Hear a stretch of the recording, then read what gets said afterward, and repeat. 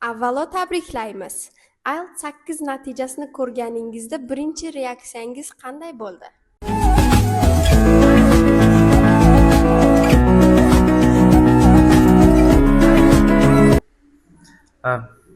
Shunchaki o'tirdim, natija kelib qolgan ekan, ochdim, qarasam 8 ekan. Unchalik g'ayrioddiy reaksiya bo'lgani yo'q. Endi IELTS o'rganishni boshlagan o'quvchilarga qanday maslahat berasiz?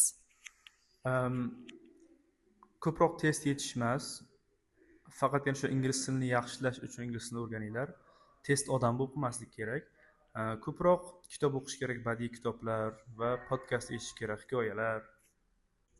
Kuniga necha soat o'qidingiz?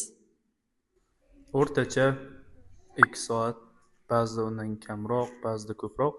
Asosan speaking bilan writingga. Bu natijaga erishishingizda eng foydali bo'lgan odatlaringiz qaysi?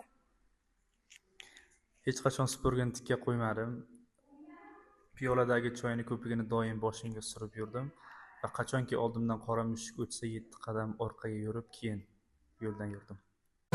Oh my god! Wow! Bugun 6 oy keyingi o'zizga nima degan bo'lardingiz? IELTS 9 muborak. Here I come. IELTS 9 muborak.